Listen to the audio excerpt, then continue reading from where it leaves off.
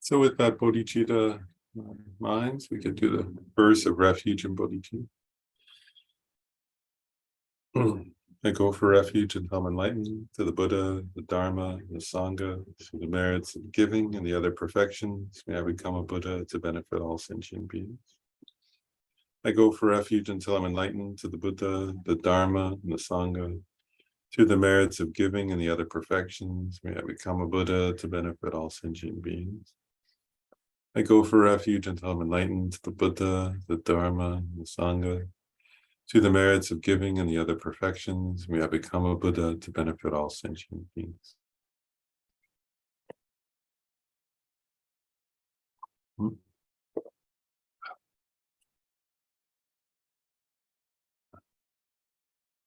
So in the text, we're up to page 44.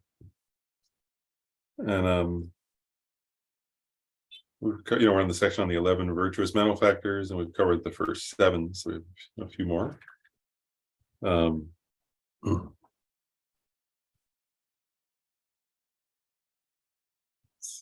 we're up to pliancy,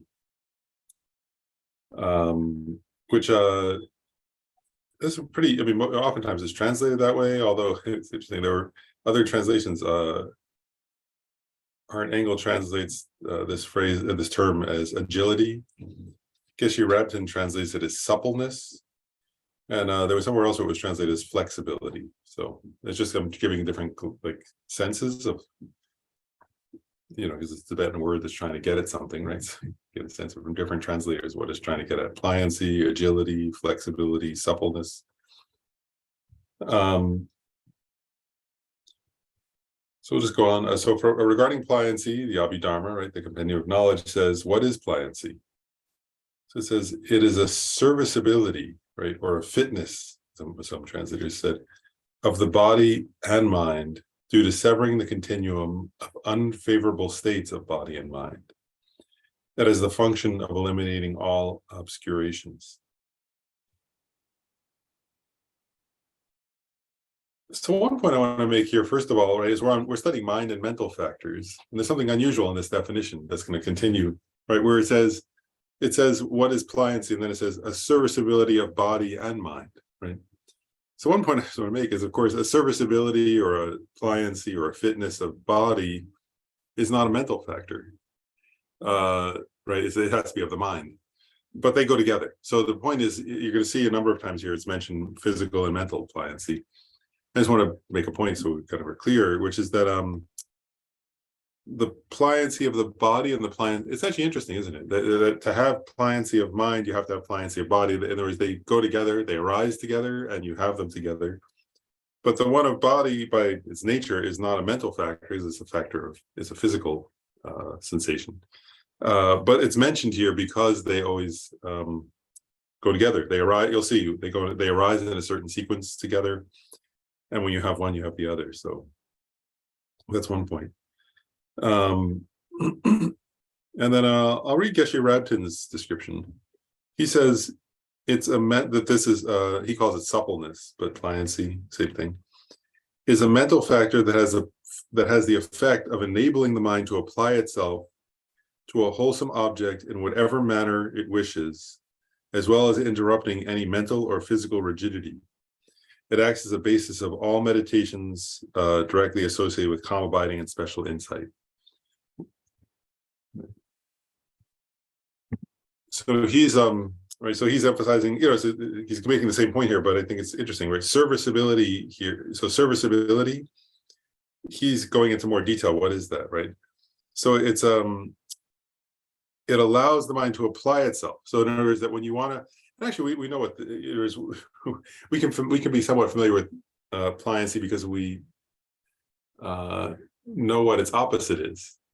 So in other words, when you want to focus your mind on something virtuous, we often have these states, right, where you're too tired, where you feel heavy, where you feel distracted, right? I mean, certainly I have those often, unfortunately, right? But so a lack of pliancy, right? So this pliancy is a mental factor that allows the mind, when you want to like apply yourself to virtue, and it goes again, it's a mental factor, but it goes together with the body.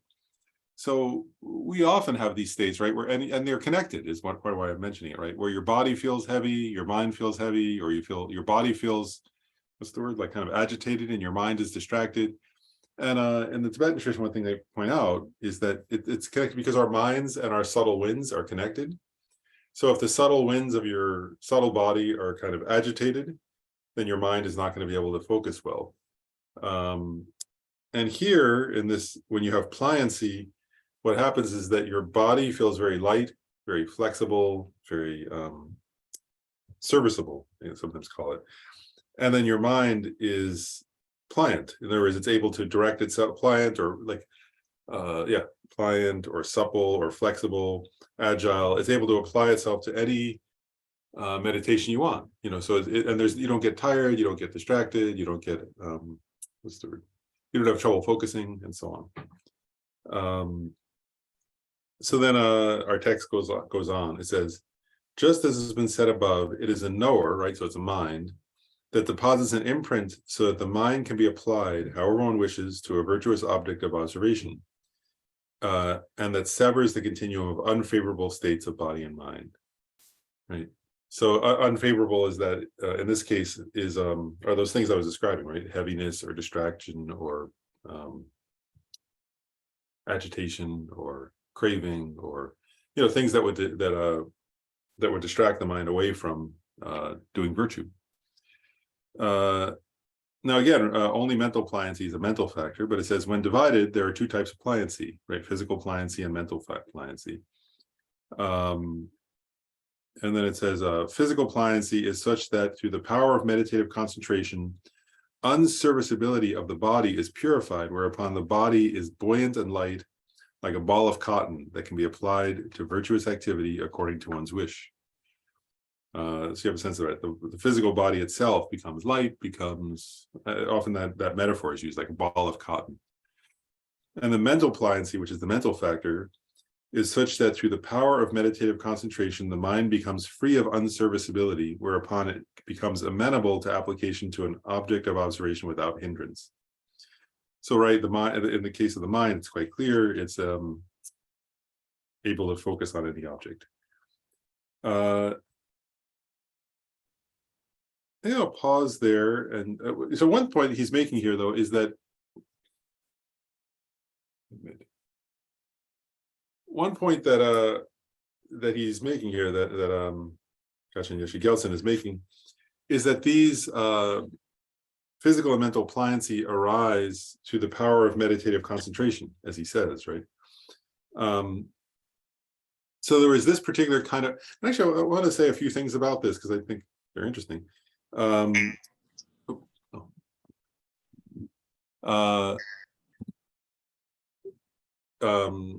So first of all, so the physical and mental pliancy arise through the power of meditative concentration. In general, they're applying to a state, like you can't achieve calm abiding without physical. In other words, when somebody's going to achieve calm abiding, which is shamatha, right, in Sanskrit, or shine in Tibetan, one of the criteria for actually having achieved calm abiding is that you've already achieved this physical and mental pliancy. So in that sense, they're quite an exalted state of mind and body. But one point Gyume Khyentse Rinpoche made is, and I think it's interesting if you look at the research on mindfulness, is there are 9, when you start practicing meditation and focusing meditation, particularly right on an object, concentration meditation, the Indo-Tibetan traditions, actually not only Buddhism but Hinduism too, they both describe like 9 levels of concentration you go through, as you progress up in your ability to hold an object. And one thing Gyume Khyentse Rinpoche pointed out is that actual physical mental pliancy come near the end, at the 9th level. But even on the 2nd level, you start to achieve a little bit of it. And I was thinking, that's what, when Khyentse Rinpoche taught that, I was like, that's why, when they have all this scientific research on mindfulness. In other words, it's what the Tibetans have been saying, it's what Indian teachers of meditation and Tibetans have said for centuries, which is meditation benefits both your mind and your body. Just want to point out, science supports that.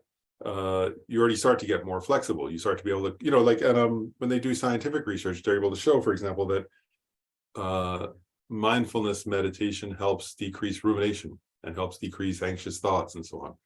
Well, that's because of this, right? Because you're able to shift your mind. They even did research that shows, it's interesting in terms of pliancy or flexibility. They actually did scientific research showing that people who meditate regularly, they know where the parts of the brain are that allow a person to shift and hold their attention. They were actually able to show that those parts of the brain become more thicker, actually, over time, as people regularly practice meditation. So your body and brain get better at these things, even well before you achieve pliancy. So I was just mentioning that, and Kenshin Rinpoche had said that you start to achieve a kind of I don't know what the word is, a grosser phenomena similar to pliancy, right? So your body becomes a little more relaxed, your mind becomes a little more able to concentrate, and so on, and that gradually increases. But then there comes a point on the ninth level of abiding where you achieve actual physical mental pliancy. And I thought I might share, they arise in a certain order, and I just thought I would share about that. It doesn't say it in our text, but yeah, on the ninth level of the, like, there are 9 levels of, oh, sorry, I'll pause there. Wilhelmina, you can go ahead, ask the question, make a comment.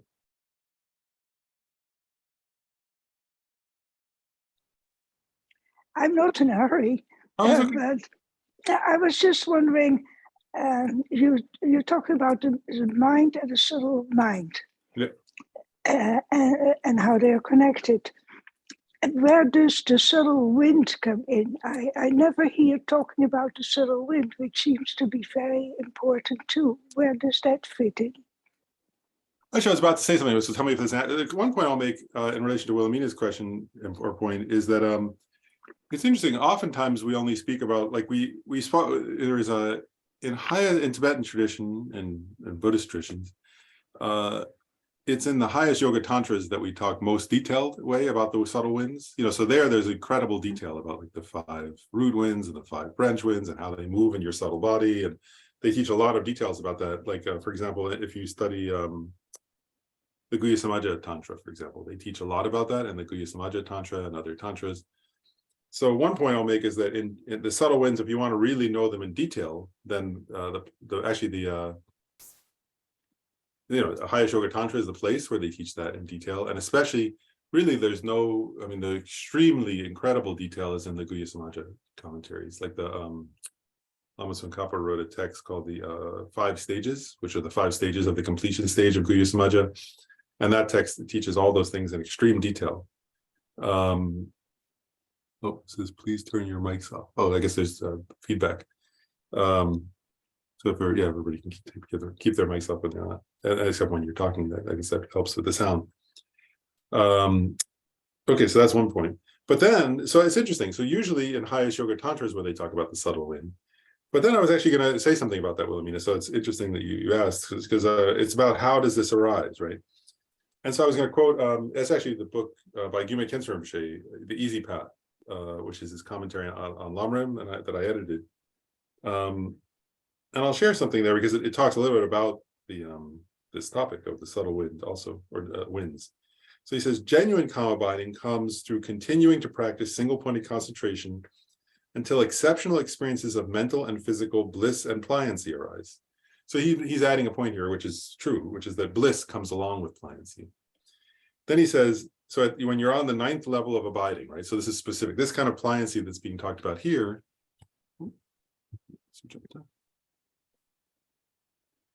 So this kind of pliancy that's being talked about here arises, like I was saying earlier, there are, like, what's the word? Almost like precursors to pliancy that start early on.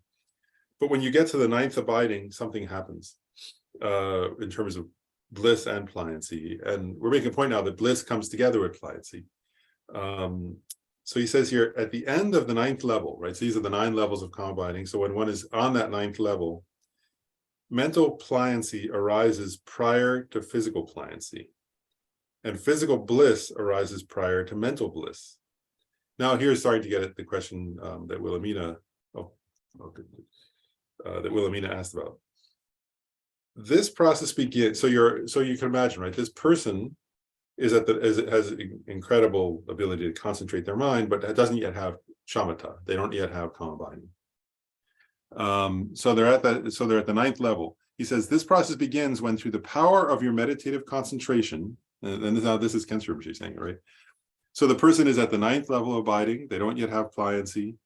And then what happens? Through the power of your meditative concentration, all the winds of your subtle body that are unserviceable, right? So remember, the winds, the mind and the wind go together, right? That's the Tibetan tradition's view. So there's a kind of unserviceable winds that are agitated, winds that are stale, winds that are impure, winds that are disturbed. It says, so all of those that are destructive or don't flow helpfully are expelled through the crown of your head. And then Kensher Rinpoche says, the sensation is like a person with a shaven head outdoors on a cold winter day, having someone touch their head with a warm hand. So he describes that's the experience. So all these unserviceable or agitated or stale winds are expelled through the crown of the head. And he says there's a sense of warmth and bliss, he says. So the person experiences on the crown of the head a sense of physical warmth and physical bliss. This expelling of the unserviceable winds gives rise to the experience of mental pliancy. Why? Right? Because in other words, up to that point, the person could already concentrate very well, but now their subtle winds have gotten purified somewhat, right?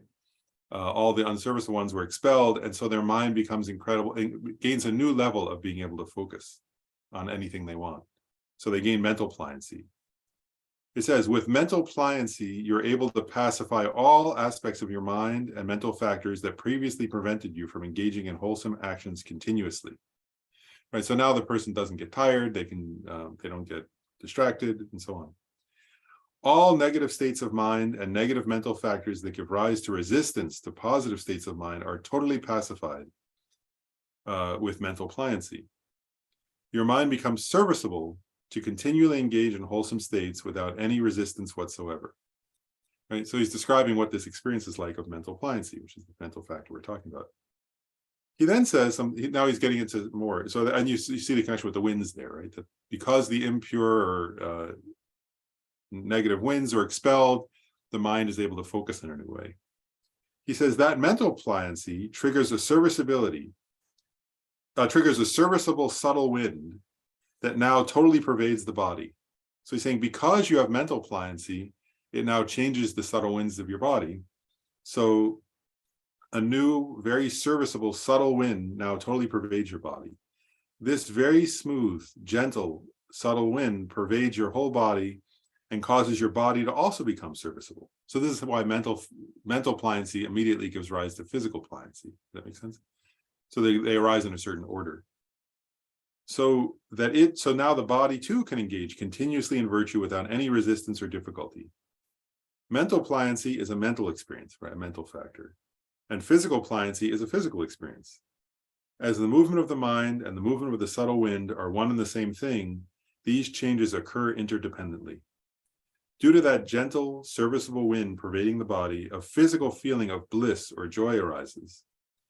When this physical bliss is achieved, one's body feels very light, like cotton, using the same metaphor, right, that Gyaltsen Yeshe Gelsen used. After achieving this, you can continue engaging in single-pointed concentration. Then he says, as you continue practicing your single-pointed concentration, it seems experientially as though your body itself gets absorbed into the object of your meditation so that you no longer even experience your body. Some practitioners say as though every single thing in the universe, your body, your thoughts, the whole universe have absorbed into your own meditative mind. At that point, you experience mental bliss. This mental bliss is so strong that you feel as though the bliss itself might become a distraction from your meditation. But if you continue practicing, then the intensity of the bliss decreases. When that bliss vanishes, you have then attained genuine, perfect shine or calm abiding, shamatha. And once you arise from that meditation, it's like you've attained a new body.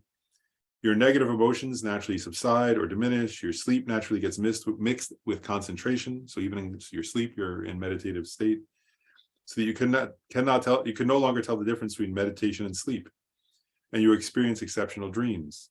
In terms of your mental clarity, you feel as though you could mentally count the subtlest particles of a mountain one by one. In terms of of purity and radiance, you feel as though you could see all the objects of a distant mountain. If you use the mind as your object of meditation, then the mind's clarity, awareness, and emptiness are experienced here, giving rise to an exceptional bliss.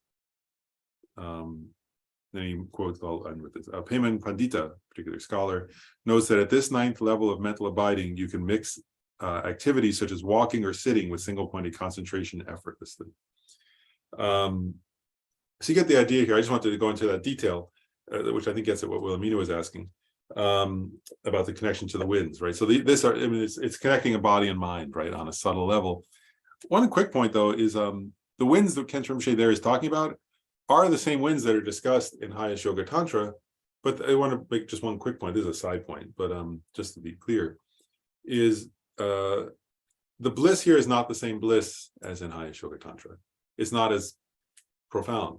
It's an amazing experience. Actually, because one time when Gyurme Khenpo Rinpoche was teaching on the Guhya Samaja Tantra, he said that. He said, there's an incredible bliss that arises with calm abiding, but don't confuse that with the bliss achieved in the completion stage of Highest Yoga Tantra. That's a much more profound bliss, because there you're controlling you're able to control the winds. Here you just expel the impure winds. Does that make sense? So here, as he describes, there comes a point through your concentration where the impure winds get expelled from your body and a subtle, smooth wind arises that gives you this physical and mental bliss and pliancy, but that's not as profound as what happens in Highest Yoga Tantra, where you're actually able to channel the winds into certain chakras and achieve many different kinds of bliss. So I said that before. One thing that's remarkable about Tibetan Buddhism is that actually, I never heard of any other tradition that has long lists of different kinds of bliss, actually. So you have to differentiate. There are different kinds of bliss, and again, here it's just in general the subtle winds. In the completion stage of Highest Yoga Tantra, they talk about the 10 different winds and how you control them and how they move in the subtle body and all that. That's not taught about here. But here it is mentioned about the winds because they're connected to this physical pliancy that helps you achieve calm abiding. And so you have the sense here also that how the physical and mental pliancy are connected, right? Whereas even though only mental pliancy is a mental factor, they always go together. So you can't have mental pliancy without also giving rise to physical pliancy. They happen, they're interdependent, as Rinpoche described there. Anything else, Wilhelmina? Is that?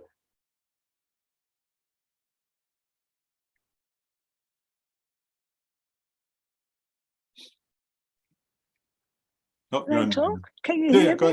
ahead. Yeah. Okay.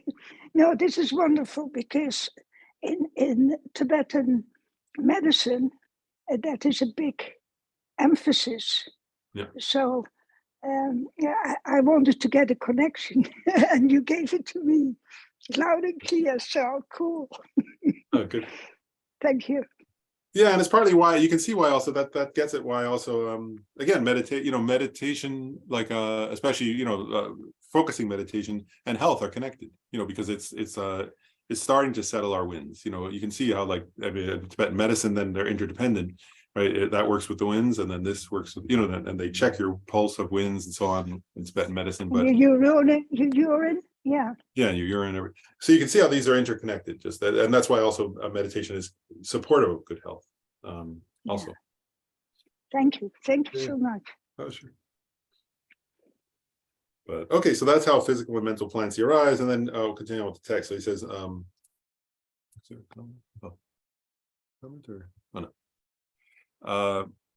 then he says, our author quotes, moreover, the foremost Lama Tsongkhapa says in his Song of Experience, concentration is the king ruling the mind. When placed in it, the mind is as immovable as the king of mountains. When employed, it engages all virtuous objects of observation and induces great bliss of serviceability of body and mind. So he's getting at the same point, right? How bliss and pliancy go together, and how once you have this quality of pliancy, you can apply your mind to any virtuous object. So at one point, is what we're studying mental fact, right? Virtuous mental factors. So this is a very specific, just want to point out, actual pliancy that they're talking about here then is a very specific virtuous mental factor that arises just prior to achieving shamatha, and that and that then you sustain, it continues on after you've achieved shamatha, and allows you to do remarkable things. It's a very wonderful quality that allows you to then create virtue in a way that somebody who doesn't have pliancy cannot. So it's a marvelous mental factor. It's not a mental factor that people who haven't achieved the 9th level actually have, right? We can have sort of, what's the word, precursors to it to some extent, but true pliancy, as they're describing it here, arises, at that point. It says its function is specified as eliminating all obscurations, because through the force of pliancy, all unfavorable states of body and mind will be purified. And upon attaining pliancy, meditative concentration, having been roused from within, will increase. Simply through its increase, the bliss of pliancy will increase. Due just to this increase, meditative concentration will increase. Thereby, the mind will be empowered to overcome obscurations. And here, you just have to remember, right? This is for shamatha, for calm abiding. And so here you're able to overcome the obscurations temporarily, right? In other words, calm abiding temporarily suppresses one's mental afflictions, especially, and if you're at that 9th abiding, you're about to achieve calm abiding, and then you achieve it, then you can enter the first level of the form realm. So you can say the obscurations or the mental afflictions related to the desire realm can be suppressed by meditative concentration, but they're not eliminated, right? You need wisdom to eliminate. You need special insight, you could say, to eliminate it. But special insight also depends upon pliancy. You can't have, so you have to achieve pliancy before you can achieve special insight. So one point is this idea. That's why Geshe-Rabten said made his point earlier. So pliancy is like a foundation from which all experiences of calm abiding and special insight arise. So it's a very important virtuous mental factor on the path, right? Because when you achieve this, you become capable of achieving, of going on to achieve the union of calm abiding and special insight, which eliminate the obscurations permanently. But pliancy by itself doesn't eliminate them permanently. You have to use it to achieve a union of calm abiding and special insight, to remove the mental afflictions permanently. But this is a requirement, so it's an important mental factor. So that's partly why it's discussed here. Okay, and that ends that section. Any questions about pliancy? Okay. So the next mental factor is translated as conscientiousness. And Art Engel translates this one as mindfulness, interestingly, but our text translates it as conscientiousness. So the text says, regarding conscientiousness, the Abhidharma, the Compendium of Knowledge, says, what is conscientiousness? It says, it is the cultivation of virtuous qualities within abiding in non-attachment, non-hatred, non-ignorance, as well as effort, and guards the mind against contaminations. It has the function of thoroughly completing and fully establishing all the mundane and supermundane success, or all mundane and supermundane success.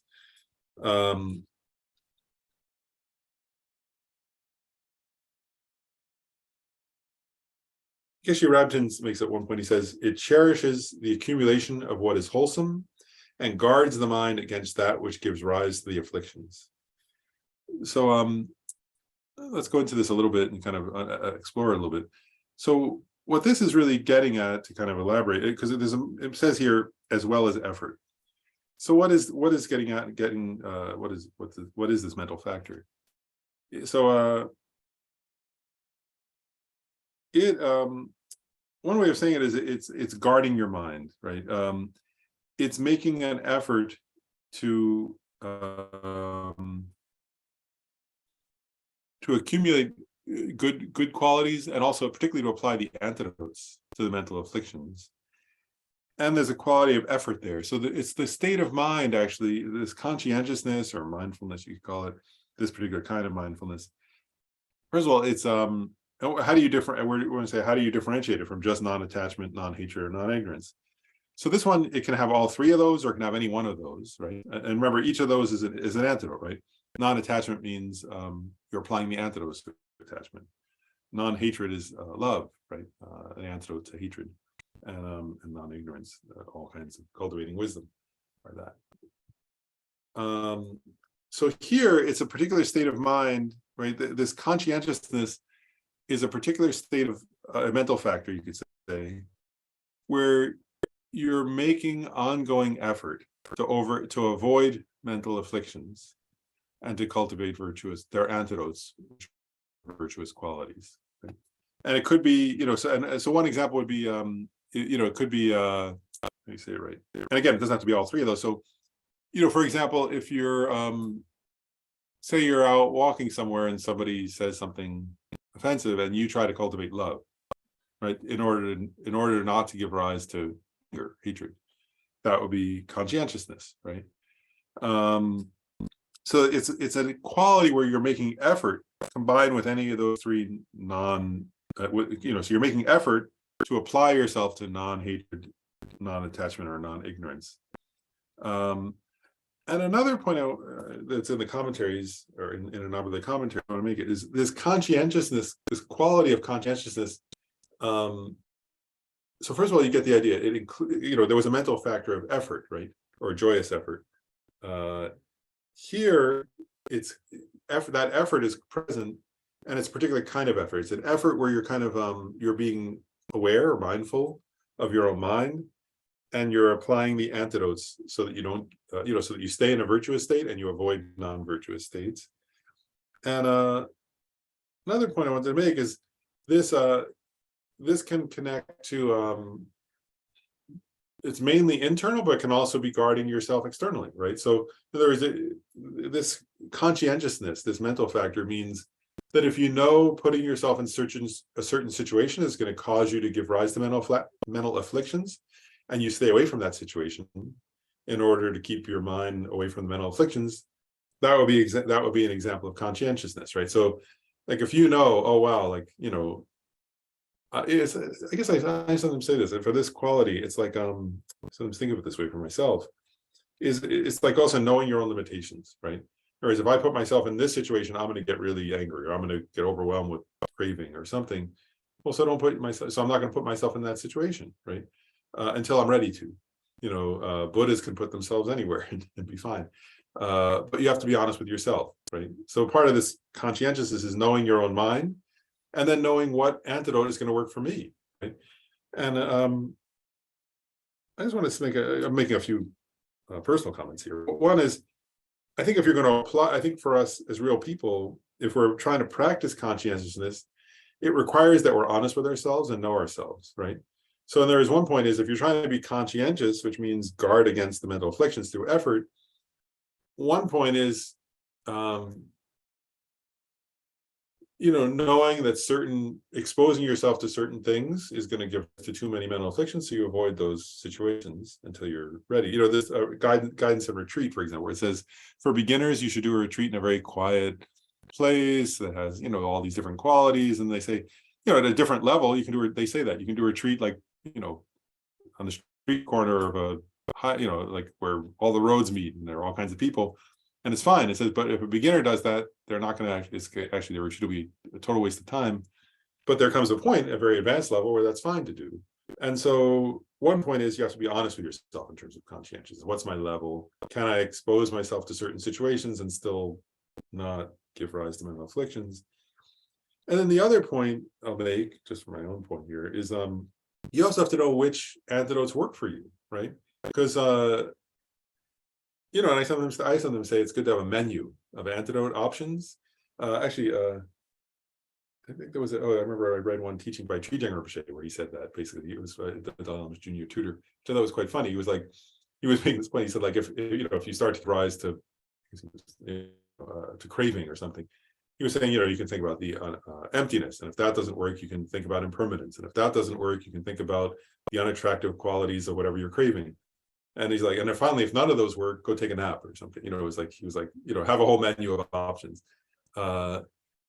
Because not everything's going to, and the point is that we're real people, not, there's a day maybe where emptiness works, but then there's other days where you can't focus well enough, and you're too agitated to meditate effectively on emptiness. So, so you want to have a whole range of options of what works for you in order to practice conscientiousness, in order to effectively generate non-hatred or non-ignorance or non-attachment.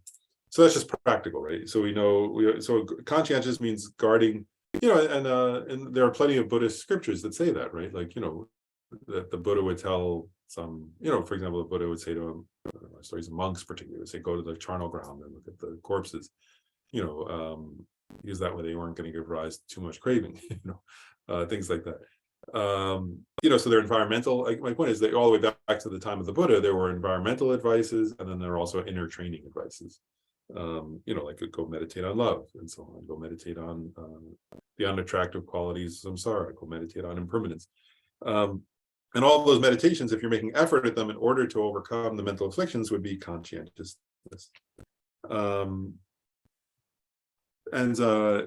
It says here, I just want to read a couple points from the commentary. So it can be guarding against outer or inner factors that decrease the mental afflictions. And it also includes not only applying antidotes to the mental afflictions, but also cultivating virtues and good qualities. So if another version of conscientious or mindfulness is actively so two aspects is with effort guarding against mental afflictions, and with effort increasing your own virtuous qualities. So meditating on compassion, meditating on love, and so on. It always includes this. It always includes the mental factor of effort, but and here it's effort in order to cultivate and increase your good qualities, and effort particularly in order to overcome the mental afflictions, and avoid them, and eventually eliminate them. And another point in the commentary I'll just mention that was interesting is this includes developing both impure and pure antidotes to the mental afflictions, bringing them into the being repeatedly and familiarizing with them. So what are impure, right? A pure antidote to mental afflictions is the wisdom, understanding, emptiness, right? That's a pure antidote. But it also includes the impure antidotes, and that would include things like meditating on impermanence, for example. Because Chandrakirti makes a point, when ordinary people meditate on impermanence, they're actually we can't help it. We think that impermanence is inherently existent, so, and that's still a kind of there's still a quality of ignorance there, but still that's an impure antidote. It still works. It's good, and things are impermanent, and it's good to meditate on that. It's not yet the pure antidote of understanding things' lack of intrinsic nature. So one point is that any of those are good and are to be used. Whatever level is working to decrease the mental afflictions, we use that. Then it says, just as has been said above, it is an awareness. So what is this mental factor, right? It is an awareness. So it's a mental factor that accomplishes virtue within abiding in effort without coming under the influence of the afflictions. It guards the mind against contamination. So that's a key factor here, right? This quality of conscientiousness or mindfulness guards the mind against letting yourself indulge in or ruminate on or increase your mental afflictions. Then regarding this, Asanga's Bodhisattva Bhumi, Bodhisattva Grounds mentions 5 types. So the first is conscientiousness with respect to the former, and below it says, this Lama Tsongkhapa, this is Lama Tsongkhapa's explanation. That is correction of past faults in accordance with the Dharma, right? So that's where, and on a practical level, right? That's where you sit. For example, if you sit down at night and you think back over your day and you say, "Oh wow, I gave rise to a mental affliction today. How what can I do better? How can I apply?" That happened just to me the other day. I was walking home from work at night, and a car almost hit me. I had a light on and all that, and somebody I for a moment became angry. I was like, "Hey, now look at it," and then looking back in the evening and going, "Oh wow, wait a second, I gave rise to a mental affliction. How can I do better?" Would be former, right? So you're looking back at your day or at the former part of your life. Like, so for example, if you do like a purification retreat, you do a lot of this, right? Where you think back over your lifetime, for example, and you think, what have I done? The former, what negative actions have I done, and what antidotes would I apply? How can I be better? How can I not make those same mistakes and have those same flaws? So that's one kind of practice, right? Where you're looking back and you're saying, how did I mess up? Where did I make mistakes, and how can I do better?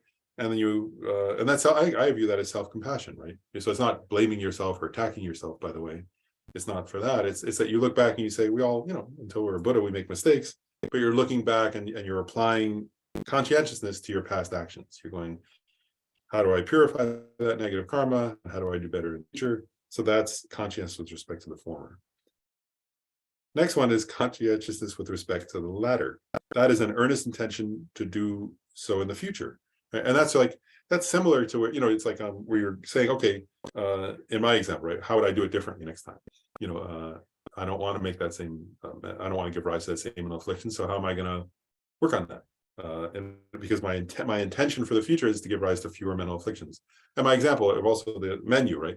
Maybe I need a better menu, or maybe I need a different strategy, or maybe I need to not expose myself to certain situations. What am I going to do? And that's really important, isn't it? Like, I don't know if you do that, but like, for example, if you have a certain kind of, the holidays are coming, I don't know if you have a certain kind of family gathering, and last year you gave rise to mental afflictions, do you make a plan? This would be earnest intentions not to do so in the future. Do you make a plan? How am I going to do it differently so that I'm more patient this year? And it's not, it goes better. Whatever the situation is, right? That's conscientious with respect to the later. So you're thinking in the future, what are my strategies? How am I going to not give rise to mental afflictions? Then consciousness with respect to the middle. That is doing so without forgetfulness in the present, right? So that's where you're keeping your conscientious in the moment, right? And sort of watching your own mind and saying, oh, am I starting to give rise to a mental affliction? Let me apply an antidote, right? And like in the 8 verses of mind training, right? So it says, the moment the mental affliction arises, I will confront it and avert it. That's like that training, right? So that's conscientiousness in the present moment, where you're guarding your mind in the present moment, and as soon as mental afflictions start to arise, you apply something. You apply any antidote you've learned, right? Could be, and there are many, there are countless antidotes in Tibetan and Buddhism in general, but you apply whichever ones you intended to or have learned about. Then conscientiousness prior to activity is a tightening of the mind, thinking how wonderful it would be if I could behave and abide in ways that faults do not arise. And this one is getting a particular, how is that different from the future, the one about the future? This one is where, like when they say tightening and prior to activity, I think this one is getting at when you're about to do a particular activity, right? You like kind of, in terms of the quality of effort, remember there's like that, what's it called, arm effort, right? This is like that. So you're about to go into some activity that has the risk of giving rise to mental afflictions.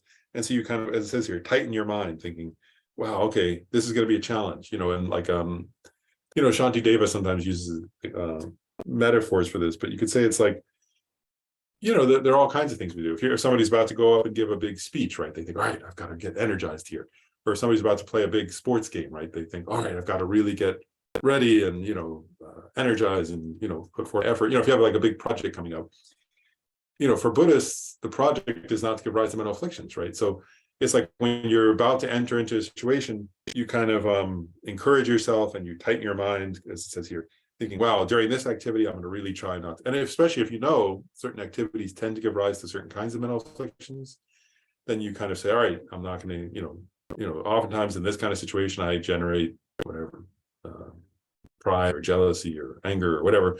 I'm going to really try here. And you kind of tighten your effort a bit. And then last one, conscientiousness of concordant application is independence upon that, behaving and abiding accordingly, right? And so that's where also, in particular, if you made a plan, right? If before a certain kind of situation, if you make a plan for yourself, all right, how am I going to avoid the mental afflictions? Then follow your own plan, right? And don't deviate from it, is the idea here. And so you get the idea of conscientious, and I mean, it's funny, isn't it? I mean, like a lot of the Dharma practice is this, isn't it? And then it says, okay, so then he says, actually, well, maybe I'll make a point. Well, actually, I'll say it on the next page, so I won't make it here. Then it says, since it has been taught that it has the function of acting as a support for all the mundane and supermundane success, it is of utmost importance as the root of all the paths and grounds. So what is, by the way, just briefly, what is mundane and supermundane success, right? There are different versions here, but mundane success in one sense can be, what do they call it? High status. And there's, Nagarjuna talks about high status and definite goodness in the letter to a king. I think what's it called? The Precious Garland. That's what it's called. The Precious Garland is a letter to a king. He talks about, so the high status would be like, it gives us good rebirth, right? That that means within samsara. Mundane success means within samsara, right? So having resources, having good friendships, having good companions, having a healthy body, having a human body, that's conducive to spiritual practice, and so on, all those kinds of. And then super mundane success is enlightenment or liberation, right? Is either liberation from samsara or Buddhahood, or those kind of, or the bodhisattva bhumis and so on. Those are super mundane successes. And so all of those come about through being conscientious. And then there's an interesting quote here from Nagarjuna. That's funny. Also from the letters for a friend. Which is different. There's actually two texts. There's a letter to a friend, and then there's the precious garland. So this is from letter to a friend. So in this one, it says, the Muni, meaning the Buddha, taught that conscientiousness is the source of the nectar of immortality, and non-conscientiousness that of death. Therefore, for the sake of enhancing your virtuous qualities, respectfully always be conscientious. Actually, I just want to, I guess Urabton made a kind of interesting commentary on that, which he says, he makes a point, he says, without conscientiousness, our spiritual life is dead, which is an interesting point, isn't it? Like, it's kind of very blunt, and that's what he says Nagarjuna is getting at here, is that, in other words, if you're not, and what's it getting at really? In other words, conscientiousness, right, is being aware of your own mind, right, and actually working with your mental afflictions. And so what Nagarjuna is saying here, right, is if you're not working with your own mind, right, to decrease your own mental afflictions and increase your own virtuous qualities, then your spiritual life, as he said, Nagarjuna says, right, then non-conscientious is that of death, right? So it's not that you're literally going to die, right? He's not saying you're going to drop dead if you're not being conscientious. There are lots of people who are not conscientious who are alive, right? It's that your spiritual life is dead. There's nothing, and if you either, because if you're not practicing conscientious, either you're not even either you're not even pretending to have a spiritual life, which is true of many people, right? Or if you are going through the motions of a spiritual life, but you're not practicing actual conscientiousness, then you're just going through the motions, right? It's like a dead spirituality, right? There's nothing alive about it because you're not actually working with cultivating love, cultivating compassion, cultivating wisdom. You're not actually decreasing your mental afflictions. So then it's not an actual authentic spiritual life, is the idea here. Right? Whereas, and then it's interesting, how is conscientiousness the source of the nectar of immortality? Actually, the idea, again, because actually I was thinking about it, like, of course, conscientiousness won't make you live forever, will it? So it's not that you'll literally become immortal. I don't know, one time, made me laugh. One time, Gyume Khentrumshi was teaching on impermanence and death. And he said the siddhas who achieve the siddhi, the siddhi is like a spiritual achievement, right? A meditative through tantric practice oftentimes. He made this point, he said, even those who achieve the siddhi of immortality, they die also. So they're not actually immortal. This is, if you achieve the siddhi of immortality, you're going to die too. The planet's going to end. He's like, he's making a point. The planet itself is going to end. Where are you going to stay? You're going to die. Everybody dies. But in this sense, actually, one way of viewing it is like, if you practice conscientiousness, then you go from life to life, right? Like a bodhisattva, like the bodhisattvas do, from better to better situations, improving your spirituality until you achieve Buddhahood. So in that sense, it's like immortality, right? That your spiritual life will be immortal, that it will continue on and on all the way to Buddhahood. And so if you're practicing conscientiousness, your spiritual life will be alive and will continue on eternally in that sense, right? It'll take you to Buddhahood, and then you'll be eternally blissfully enlightened.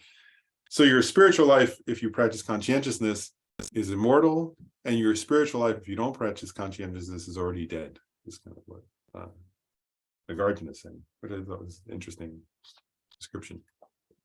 Well, and that, we're going through these, as we should, more quickly. So any questions about conscientiousness before I go on to equanimity?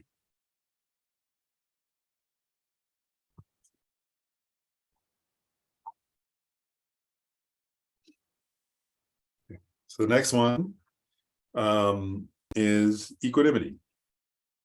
And it says, regarding equanimity, the Compendium of Knowledge says, what is equanimity?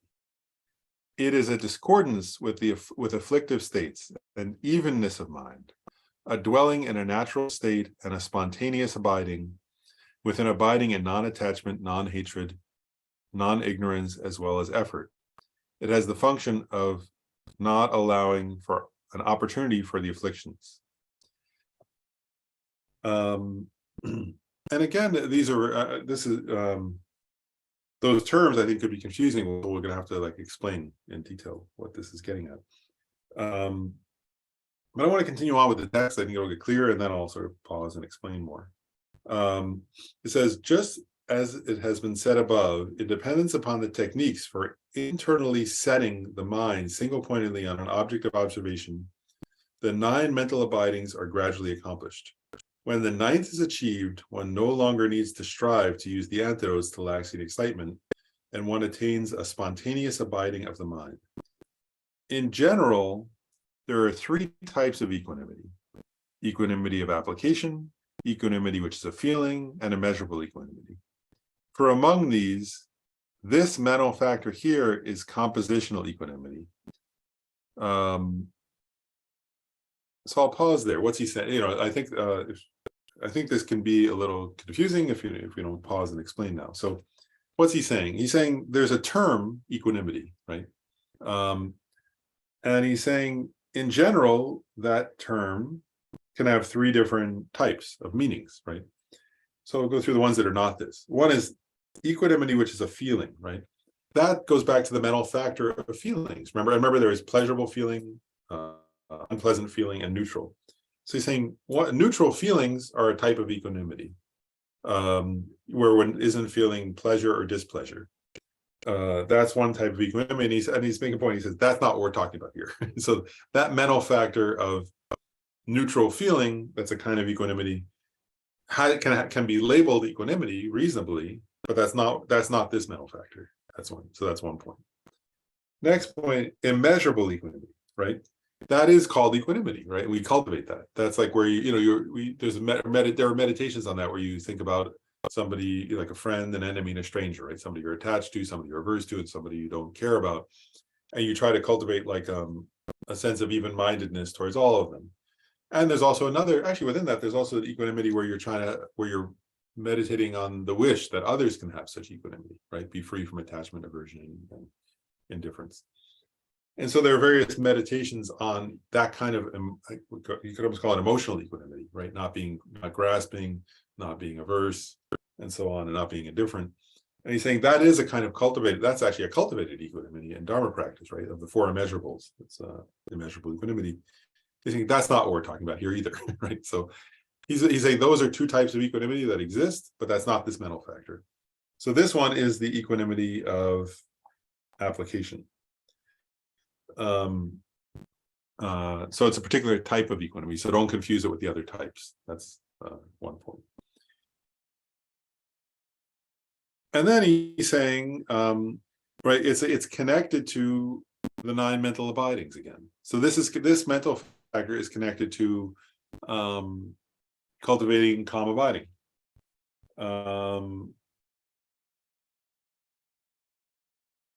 And grab something here. This go through this now, actually, in this way. So as you cultivate the calm abiding, so this is connected to calm abiding, first of all.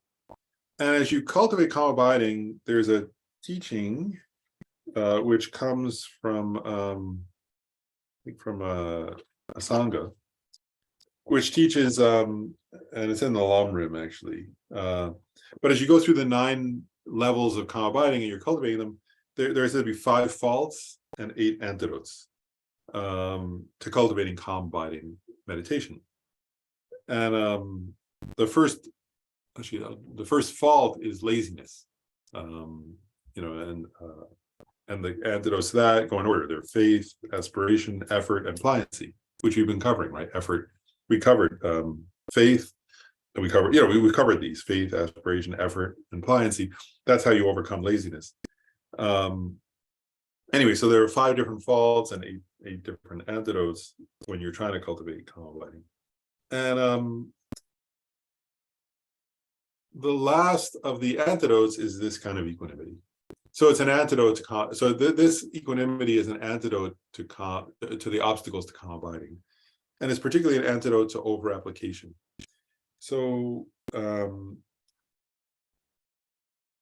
one point I want to make is if you apply this type of equanimity too soon, you won't achieve calm abiding. So sometimes people make that mistake where they apply this type of equanimity the wrong point in their cultivation of calm abiding, and then they don't ever achieve calm abiding. But you have to apply this antidote at the right time, and then it helps you achieve calm abiding. So it's a particular virtuous mental factor. Again, that's probably not one that we experience because it's achieved quite an advanced level of meditative concentration.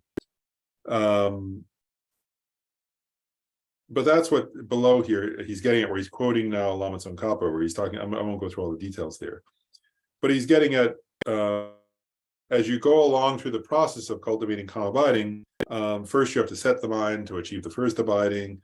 Then there are two main antidotes to calm abiding: laxity and excitement. Right? Laxity is like there's gross, and each of those have a gross and a subtle level.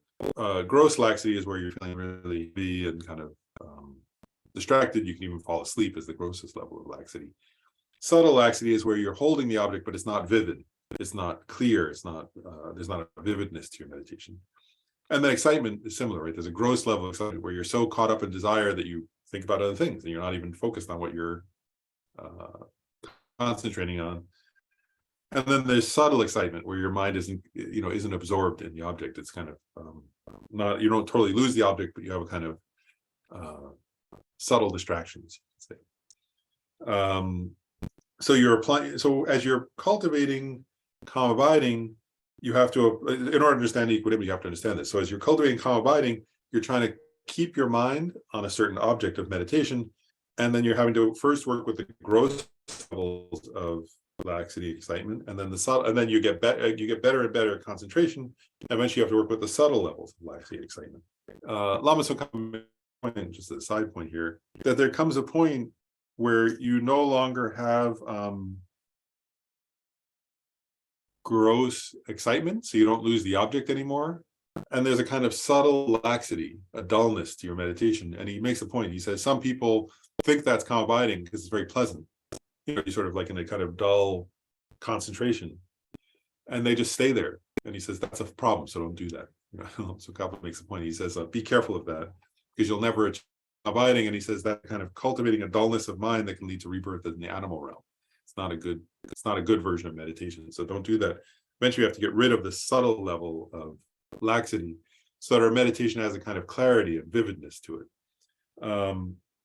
So anyway, so for a long time in meditation, the person is overcoming gross laxity, and then subtle laxity, gross excitement, and then subtle excitement. And so they're having to apply antidotes to those, right? Sometimes, anyway, they're all different antidotes, but I won't go into that.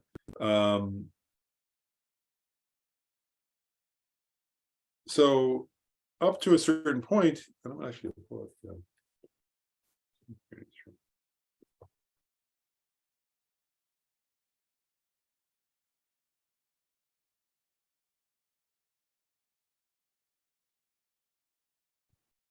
So here, I'll read actually, again from Gyume Khyentse Rinpoche's text, The Easy Path, because he's getting at this type of equanimity. And first I'll read what he's commenting on the first Panchen Lama's commentary on Lamrim. So he says,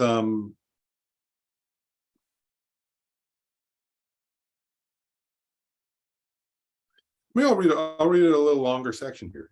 He says, the Panchen Lama says, he's making a point. He says, at the beginning, there's a lot of sinking. He calls it sinking. What do we call it? Laxity and excitement. Turn the mind away from scattering and seek a factor of stability. So first you have to cultivate stability, right? Watch for sinking and then bring forth a consciousness that has clarity and intensity. By alternating stability and clarity and then sustaining them, you will achieve a faultless meditative stabilization. So he's saying, you gradually cultivate this kind of meditative concentration free of laxity and free of excitement. That's clear, that's intense, but that's concentrated, right? Then he says, when you have stopped both subtle sinking and subtle excitement through your antidotes, the mind has entered a continuous meditative stabilization. Then there is a fault of over applying the antidote. As an antidote to that over applying the antidotes, do not apply the antidote to sinking excitement anymore, but loosen the mind and set it in equanimity. So he's saying, and then Kensho Rinpoche explains, he says, the final two faults in meditation are not applying antidotes when necessary or over applying the antidotes when there's no need to do so.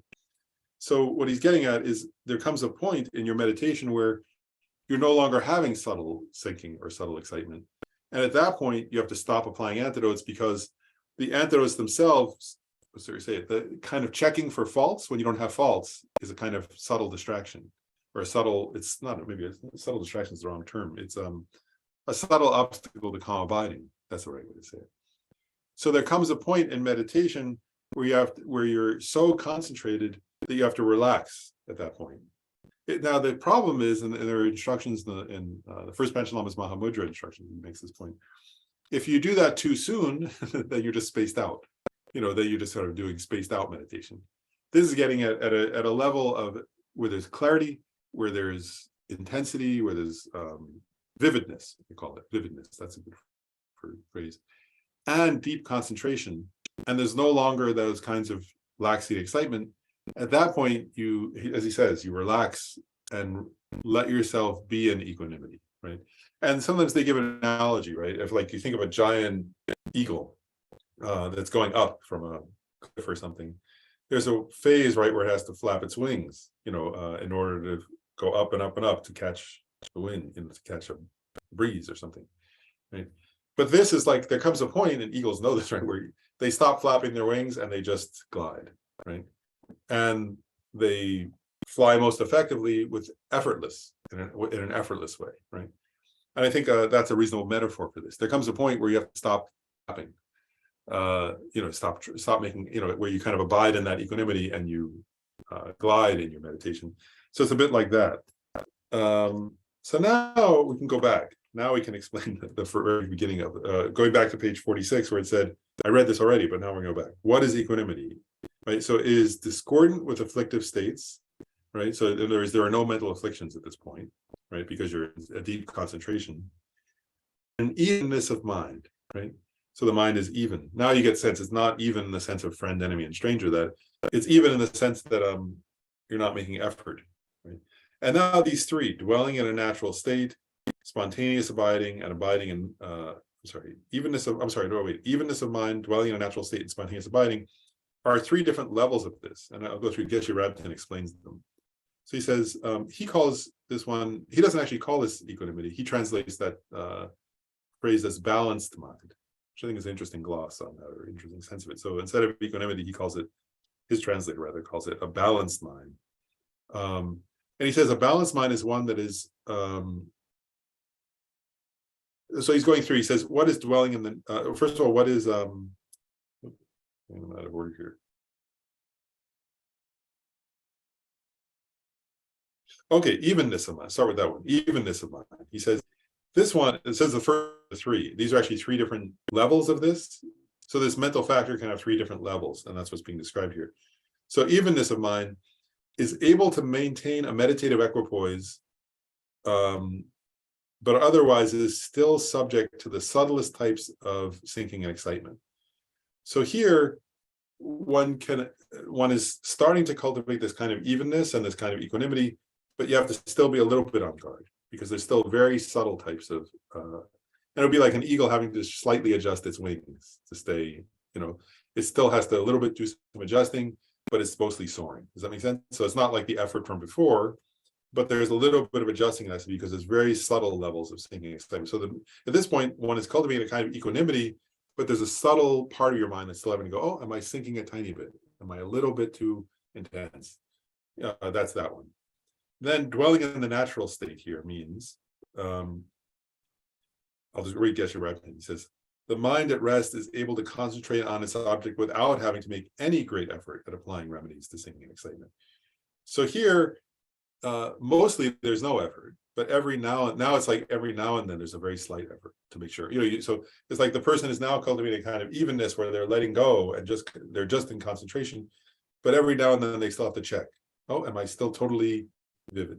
Is my clarity still there? But it's just every now and then. And then finally, spontaneous abiding occurs when the mind is finally equipoised in concentration.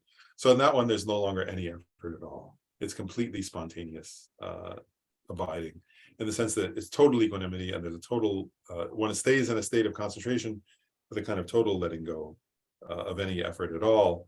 And so it's a kind of effort, there comes a point where, at that point, where it's totally where one no longer has to guard. That's the way to put it. So the function of equanimity is specified as not allowing for an opportunity for afflictions, because upon attaining the ninth mental abiding, the manifest afflictions of the desire realm are easily overcome. And in particular, laxity and excitation do not arise during meditative equipoise. So that's the key point here, is that this is a particular mental factor where once you no longer are giving rise to either very much and eventually any laxing excitement, the mind can rest in equanimity.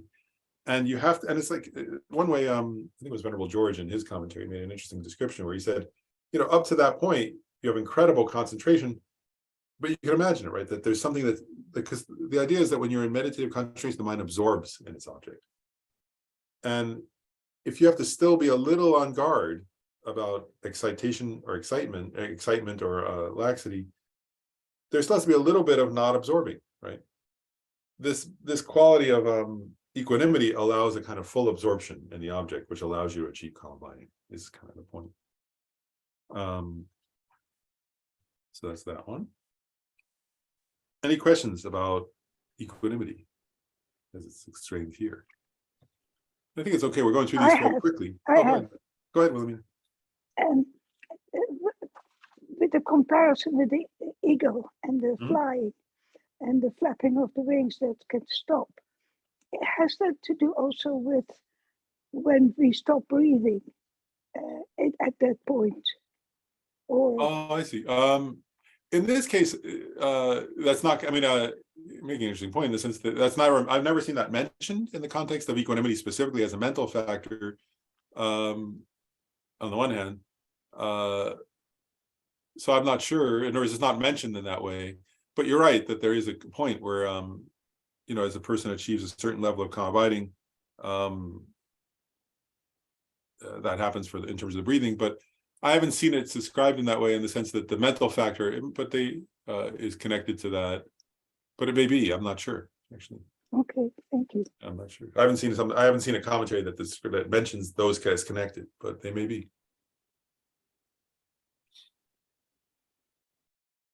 Any other? Did anybody else have a question? I did, Lauren. Okay. So thank you so much. This has all been wonderful. In the beginning, you were talking about the other kinds of equanimity, that these are not, particularly the one where you're trying to have the equality of three, the friend, enemy, stranger, et cetera. Are those related in some way to the three that are, there are three types of equanimity? And I'm sorry, I didn't pre-read today to know whether or not those go on to be described. But is that a different word entirely, or are those that kind of equanimity where you're trying to equalize friend, enemy, stranger, et cetera? It's a different word in Tibetan. It's a different, or is it one of those three types of equanimity? Is it immeasurable equanimity? Is that the one where we're wishing for others that feeling, or I'm confused about those three in the middle? Oh yeah. No, I think immeasurable equanimity can include both. So first of all, I think it's the same word. I think he's making this point because it is the same word in Tibetan. Is like they all use the same Tibetan term, and I think immeasurable equanimity sometimes can be either of those. Is my impression. So sometimes it's oneself meditating on all being, all friends, all enemies. So like, and I guess yeah, and then there's there are those meditations like may all beings be free from, may they be free from attachment aversion, I myself, or free them from attachment aversion, and so on. So usually immeasurable equanimity would be that wish for others to be free from attachment, aversion, and indifference. But in the commentary, it said it can also, that one can also include freeing yourself from grasping at friends, enemies, and strangers. So one of the commentaries said that one can include both of those. So the feeling, the equanimity, which is a feeling, is more like the mental factor of feeling, a neutral feeling, essentially. But the immeasurable equanimity would include, at least in the commentaries I read, they said that can include the wish for others to have equanimity, but also one's own cultivation of that equanimity of friend, enemy, and stranger. So that one would include both of those. It doesn't say it here in this text, but in the commentaries I read, it said that. Wonderful. And so then, yeah, go ahead. And the first of the three is what the one is this mental factor, if that makes sense. Got it. Great. Thank you so much. Super helpful. Okay. Yeah, at least that was what it said in the commentary. So that's correct. Oh, and then Lynn, go ahead.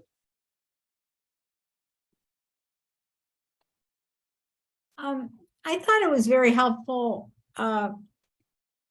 The part where you say you have to be self-aware enough not to put you in situations where you're going to excite attachment or anger or whatever your issues are. Are these the friend, the enemy, and the stranger? Is that a way of sort of testing yourself to see? Maybe testing is the wrong word, but challenging yourself to see where you are in terms of moving to a better state. I'm not quite saying this right, but is that sort of a method to say, okay, if you can do it with an enemy, you progress to a point you don't have to protect yourself from getting in situations where these attachments and anger and everything will come out. I guess like one way I would say is that, because I want to emphasize it this way, that there are two parts in a way to what they were getting at with that mental factor of which was his conscientiousness. Like, so, and I'll go into a little more detail because I think you're raising an interesting point. Like, let's say with the example of an enemy, right? Like, on the one hand, like when one is alone, right, at home. Let's say you're sitting alone in your meditation room. There are all kinds of meditations you might do. So this is the internal, and I'm going to get to the external in a second. So the internal might be, you might think they're all different ones, right? Like, so let's say this person, as soon as I think of a certain person, I can start to get angry or something, right? So I might go and meditate and think, well, first of all, my negative connection to them is karma, right? So I must have, in some, there's a karmic connection here of problematic, and that's I contributed to that also. There's nothing that arises independently. So whether it's in a past life or something, it could be in this life or it could be in a past life, but I've contributed in some way, maybe both, whatever, and it depends. But and then also one can cultivate, I might go and meditate on how they also want to be happy. They also want to not suffer, on how, like, they themselves are suffering and they're subject to the mental afflictions. And if they did something that offended me, that's partly because they're suffering themselves, and developing a sense of empathy and compassion for them and so on. And, there are many different meditations, right? And then recognizing that my interpretation of them is my own mind, and so I'm projecting something onto them that's not exactly who they are because I'm only seeing them from my perspective, and somebody else sees them from a different, we sometimes meditate like that, right? Somebody else looks at that person and thinks they're wonderful. I look at them and think they're upsetting, and that's coming from my mind, obviously, by definition, or otherwise everybody would see them the same way. And there's nobody who everybody sees the same way, right? Like, and so, I mean, there are many, many different meditations I could do, but those are when I'm alone. But then you're raising a different, which I've mentioned too, a different point, which is, let's say I do those, right? And I actually, I've had this experience where I can meditate on a certain relationship and I can come to a place of love for a person who I had a problem with, right? But then I could also stop and say, now, does that mean I should go hang out with them? And sometimes the answer is no, that would be foolish, right? Because as I can recognize, okay, I came to a place of love for this person, but if I go near them and then if I know, like, okay, the last 5 times I went near them, this kind of thing happened, and then I got upset, and well, better to stay in a state of love from them, but not go near them for now, because my love is pretty fragile, and it's weak love. Now that's different. But it would be a recognition and it's not to say they're evil or they're intrinsically bad. It's to say, my love isn't that strong yet. So I am not ready, or it might hurt them, because they don't like me or whatever, so there are all different other factors. So that's where the conscientious might say, I'll cultivate love, but I'll keep my distance. And that's the most wise course of action, and the idea with if you're a bodhisattva trainee is that you don't think that's some permanent state and I'm excluding them from my wish to enlighten them, right? You're actually cultivating love. So you would think, may I someday in the future, when the circumstances are right, may I be able to help them? But for now, that's not what I can do, because if I go, because if I go near them, they'll get upset, or I'll get upset, or both, and then that won't benefit anybody, but it's keeping one's heart open to, maybe someday in the future that will change, and I'll continue to be honest with myself, if that makes sense. And that happens, doesn't it? There are many cases where, after some period of time, circumstances have changed and it becomes possible to have a different, and the same applies with desire. I'll just make that point. There are many examples in Buddha's teachings like that, where it says that, well, it's very simple, isn't it?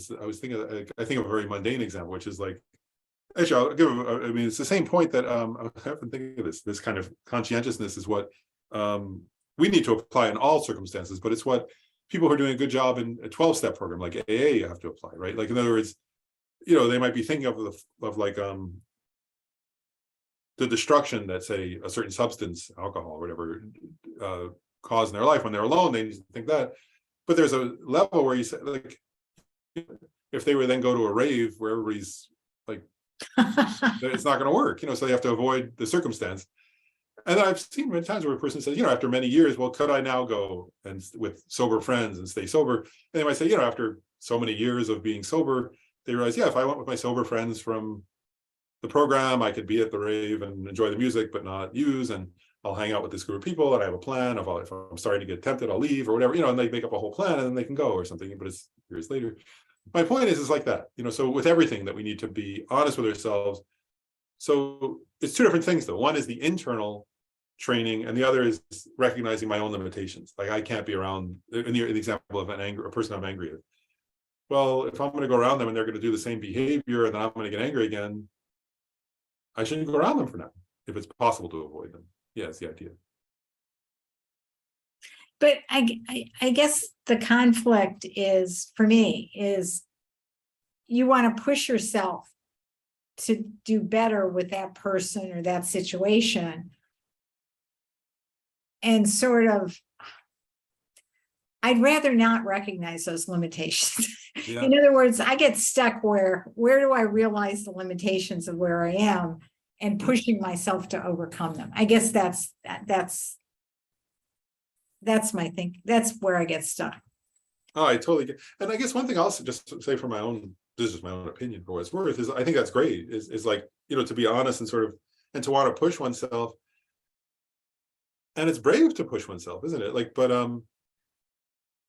I think that the key, I personally think a key point in that, if we're training ourselves honestly, is that at least, either to say, I'm not ready if you're not ready, but if you are ready to challenge yourself, to put, what's there to say, right? To do it for a shorter time, or to set it up in a way where you're, okay, this is, I'm doing, in other words, if you go into it saying, I'm doing this to challenge myself and to see if I can keep love in a circumstance where before I was angry, but to start off at least the beginning by saying, okay, how am I going to set it up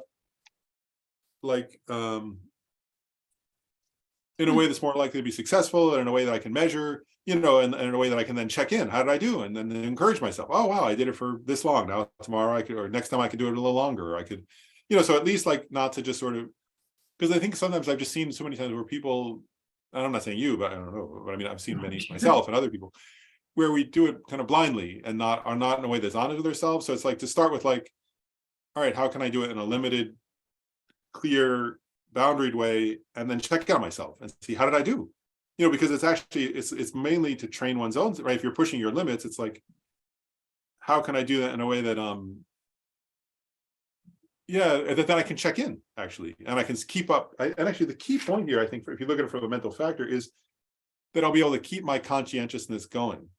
And that's, I think, the key is like, if I think, if I'm around somebody, whatever, some circumstance, like I can think of people where, I know I could be fine for a short, for a short amount of time, even if they're very provocative, and I could be totally fine. I know I could keep my, but if it were hours and hours or days or something, if I'm honest with myself, would I stay conscientious? No. And there would come a point where I'd be too tired, I'd be too something, whatever. So it's like, at least to set it up so that you can keep your conscientiousness. And that's maybe part of it, is like, what kind of contact, or how long of contact, or what context can I keep my conscientiousness going? And where is it going to, if I'm honest with myself, where is it going to be that I'm just pretending, but I'm really internally not any longer conscientious? So I just think that's part of the process, at least.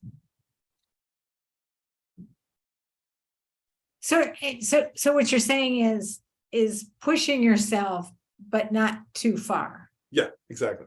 where you don't want to regress. Yeah, because then we regret. Exactly. And that's why I use that analogy of, if somebody's been, a few months, 2 months into, say, I'm just using I'm using this as an analogy. If somebody's been 2 months in a AA program and they say, wow, I've done really well. I've done really well for 2 months. I think I'm going to go spend, 8 hours at a bar.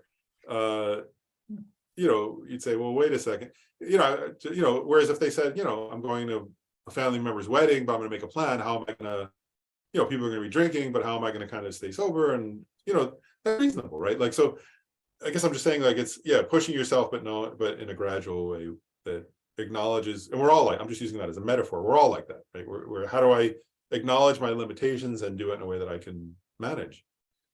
Because we're all addicted to mental afflictions, unfortunately, until we're not. Yeah.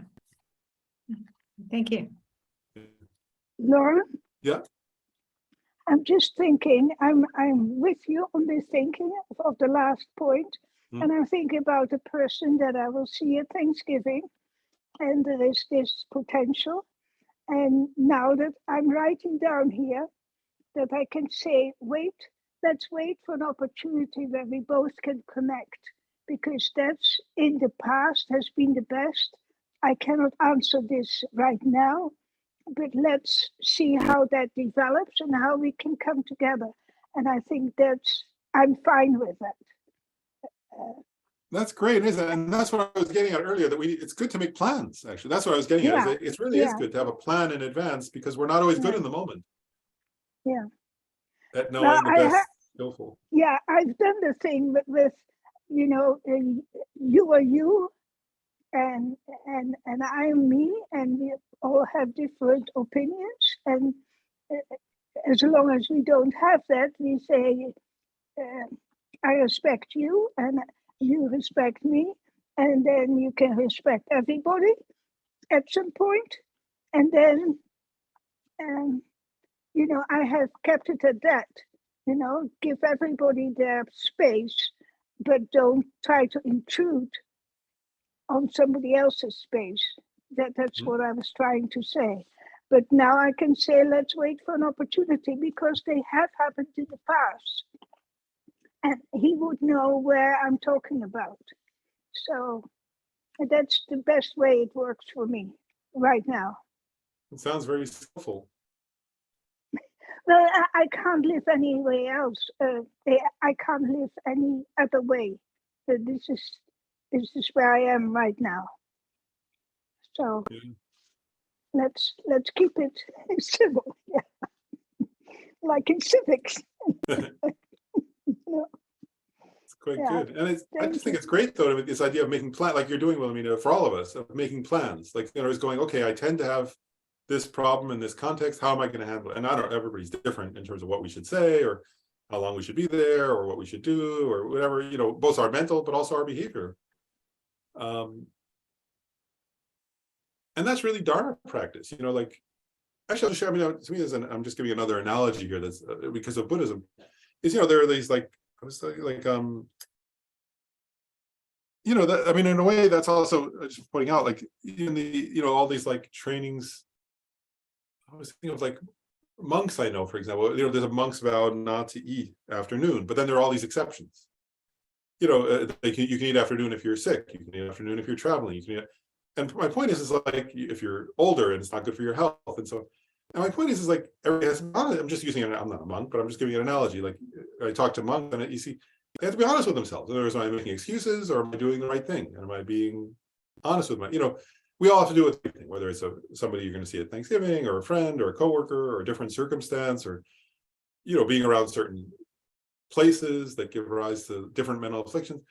It's hard, but we have to each like figure out for ourselves what's going to work, and everybody's different. And I just think it's good to really, to recognize you can come up, we each have to come up with our own conscientiousness practices, and they change because we change. Everything's impermanent, so we have to keep. That's an honesty in the moment kind of thing. Yeah, other points.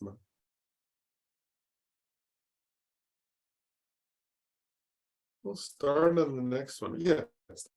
So the next one is interesting. It's called non-harmfulness, which actually I think somebody said is one of the commentaries said that's the Tibetan translation of ahimsa, non-violence, I guess. And Geshe-Rebten translates this one as non-violence. Geshe-Rebten's translator at least. So non-harmfulness or non-violence. But again, it has a specific meaning in this Buddhist context. So regarding non-harmfulness, the Abhidharma, Compendium of Knowledge, says, what is non-harmfulness? It is a mind of compassion and is involved with non-hatred. It has the function of not inflicting injury. So in brief, non-harmfulness is compassion, right? That wishes not to harm. And that wishes others to be free from suffering.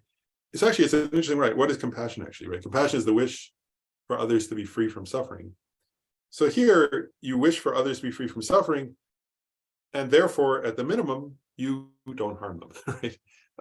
You don't do actions that harm them.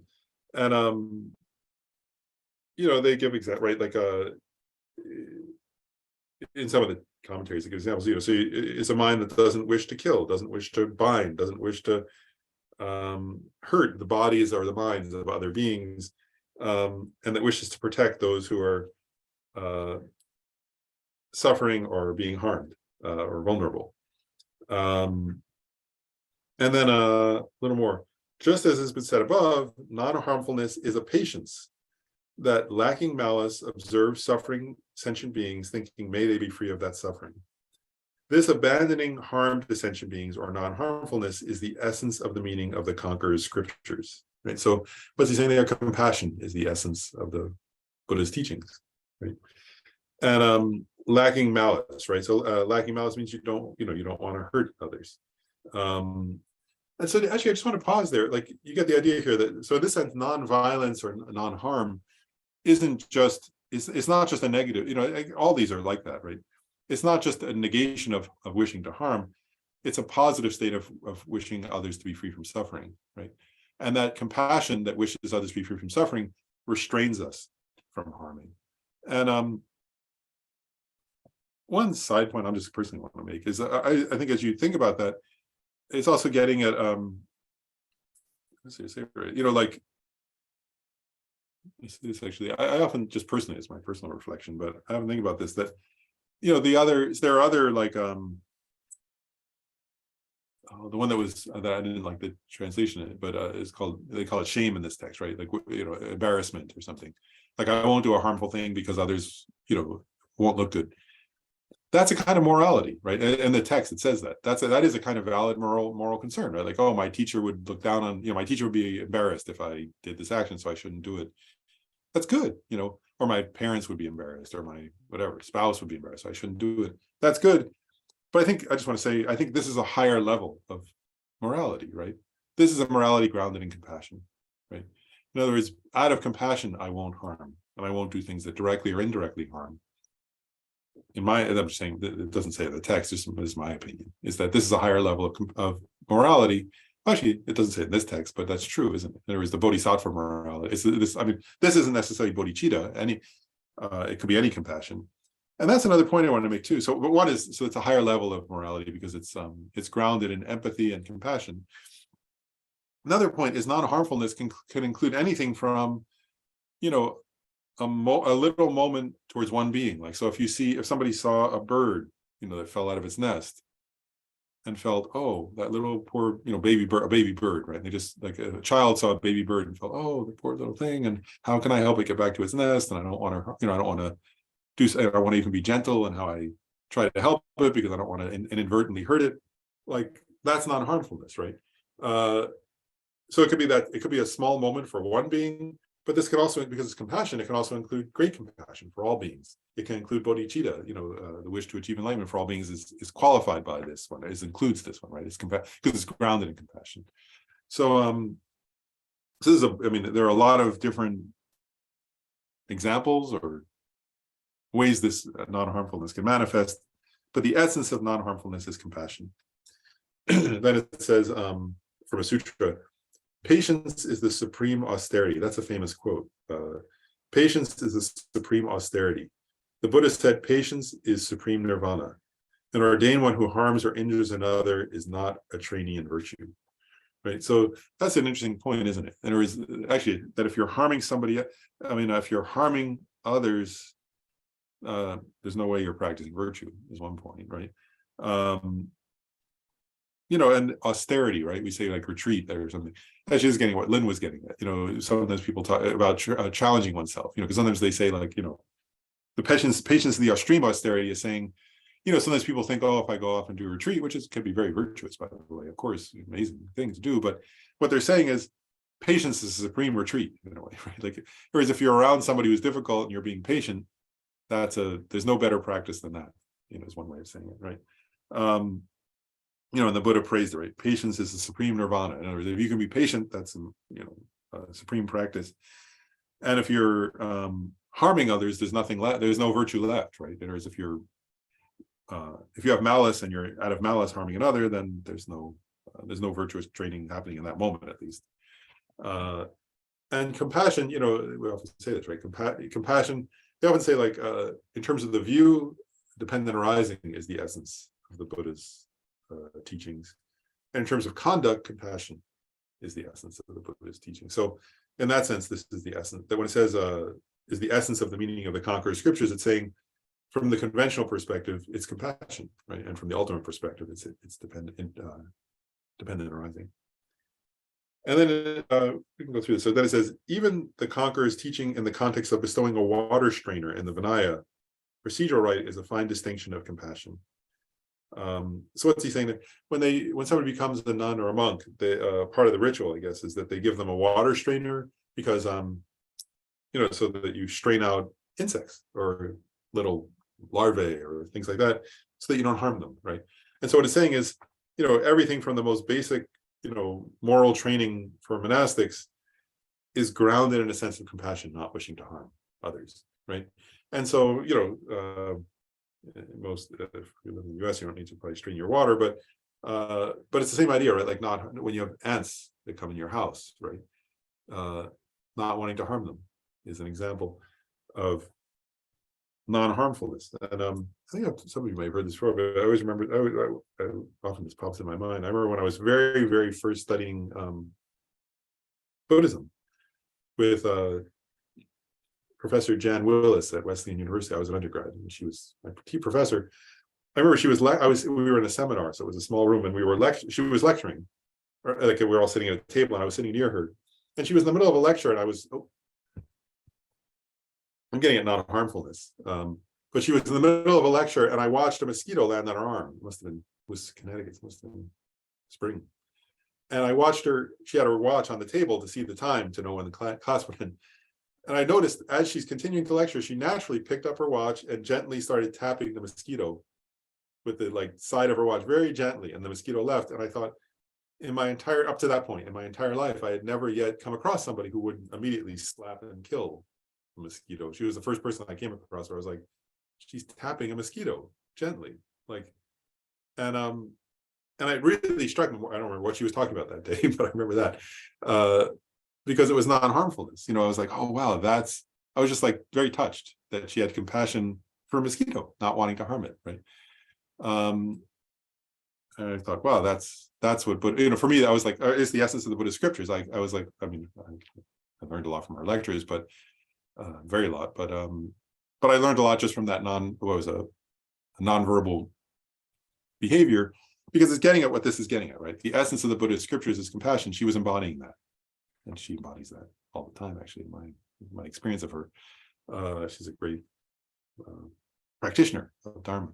But anyway, so what that's getting at is, so the water strainer idea, right? So if you have insects in your house, or you have a mosquito landing on you, or you have flies or something, it's the idea in Buddhism is that you have compassion, right? Even for the least, so it's the same point, right? So he's getting the water strainer. Then he says, since one must definitely turn away from harming others as well as their bases, meaning their bodies, their aggregates, the necessity of equipping oneself with a strainer for the sake of abandoning harm to creatures in water has been taught. And on the occasion of giving the instructions, one is cautioned about the necessity to abide in the 4 qualities of being a trainee in virtue. And then those are listed. So these are they sometimes call them the 4 qualities of an ascetic, the 4 qualities of a trainee in virtue. So they are, when you're derided, do not deride in return, right? So if somebody puts you down, don't put them down back. When someone gets angry at one does not get angry in return. When hit, do not hit back. When one's faults are exposed, don't expose others' faults.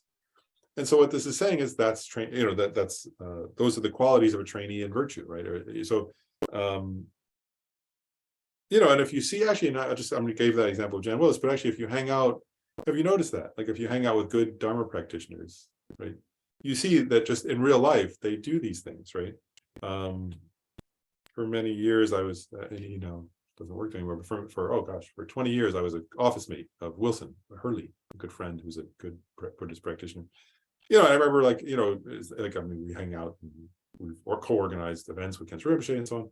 But I would be in an office meeting with him, and somebody would, there were moments where we're negotiating some lease agreement or something or other. And I saw people where somebody would insult, I would watch, oh, wow, this person's being mean to Wilson. And Wilson was being kind back. I'm just giving you an example, right?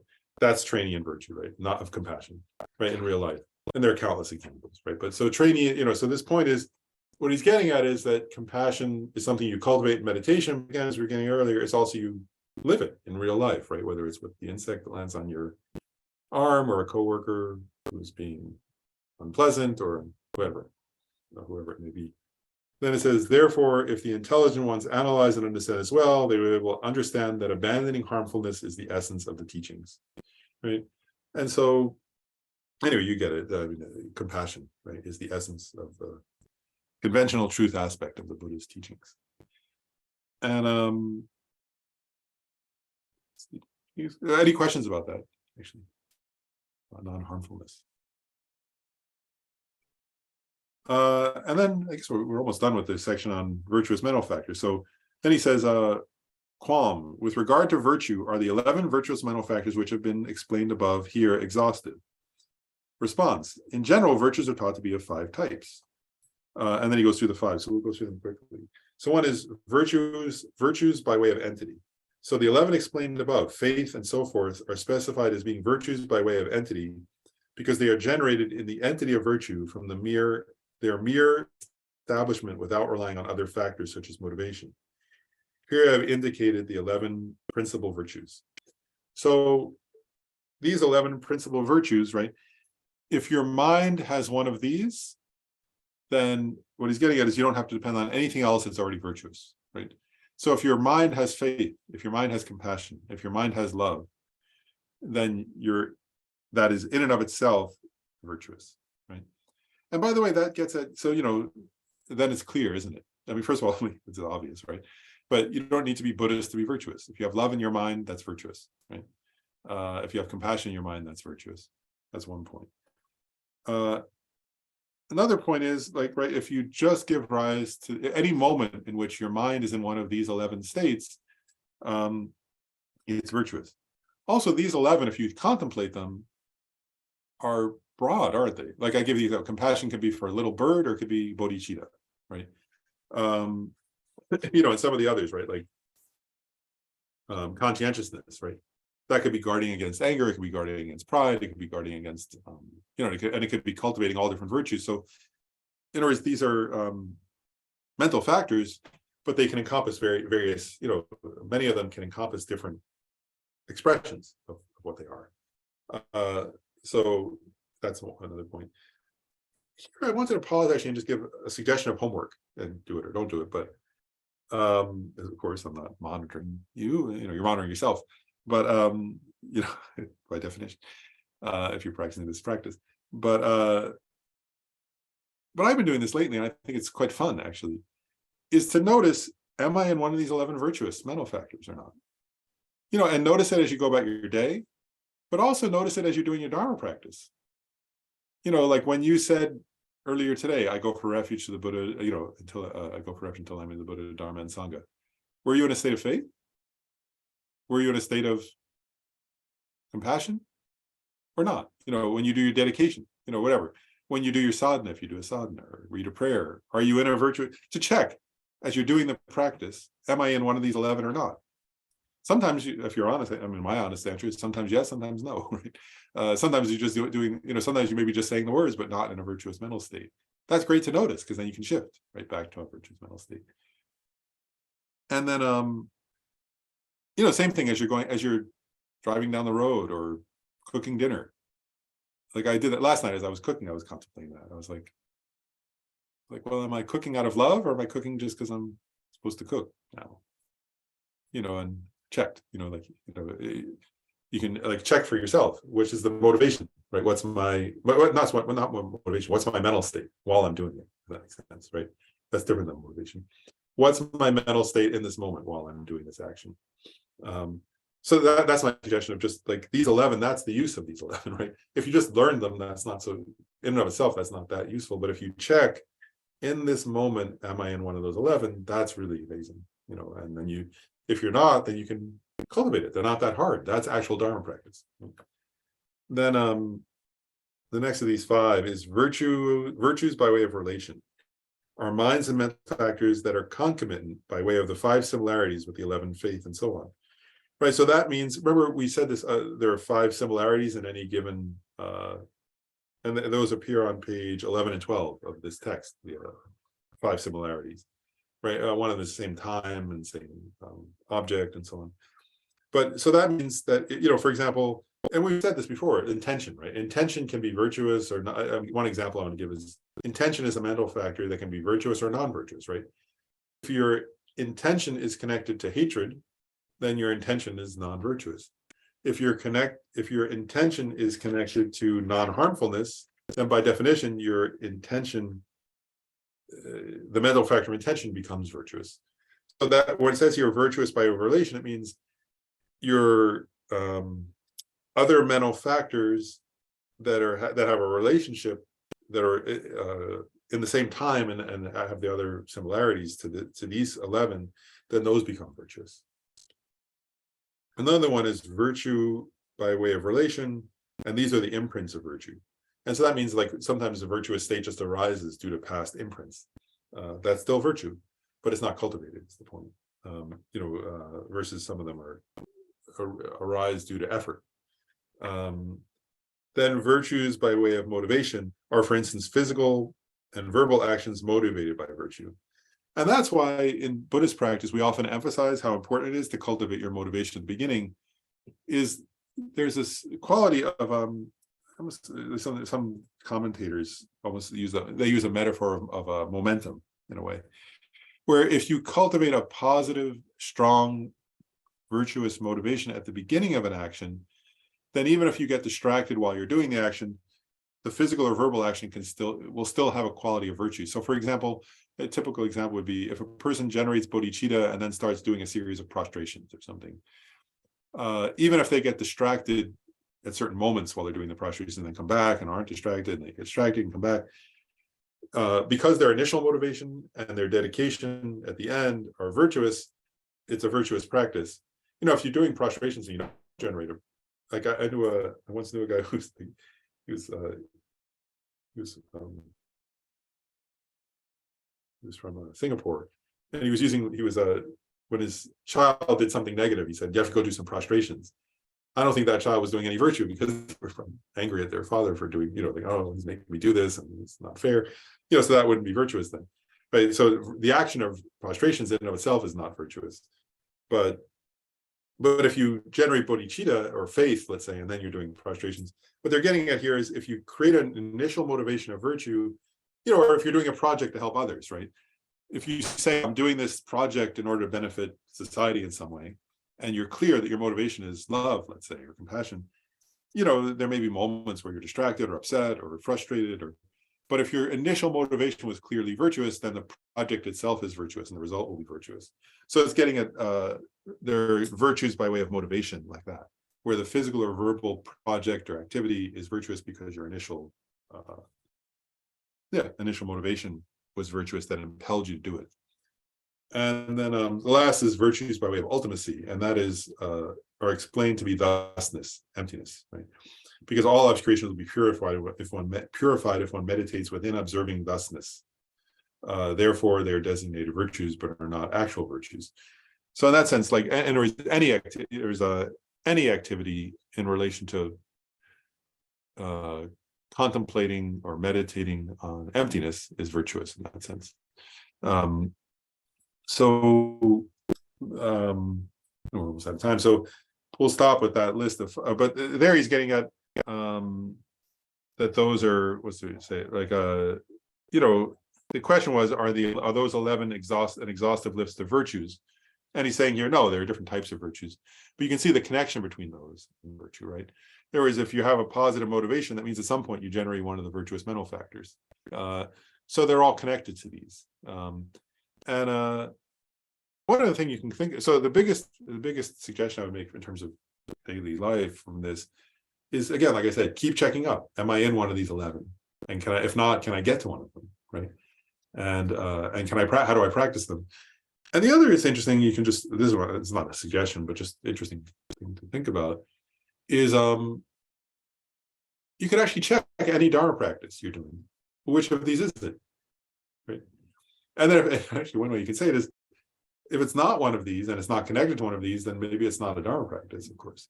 But that's an interesting question, right? Like, in other words, if you're practicing Dharma, to say, if you think you're practicing Dharma, to say, is that connected to one of these, right? And now you can, I just want to say, last comment I'll make, is by studying this text and these topics, I think we understand better. There's that famous story that we've talked about. I'm sorry, all of you probably know, but it's a famous story of Lama Dromdonpa, right? Who was Atisha's main disciple, who had a student, I think it was an old man. And there's that famous story where the guy was doing, what was it? He was doing prostrations, and he said, and Dromdonpa said, that's good, but it'd be better if you practice Dharma. And then he was sitting in meditation like this, and Dromdonpa walked by and said, that's good, but it'd be better if you practice Dharma. And then he was making offerings, or I can't remember all the activities. He was doing all these different activities, right? And each time Dromdonpa would say, that's good, but it'd be better if you practice Dharma.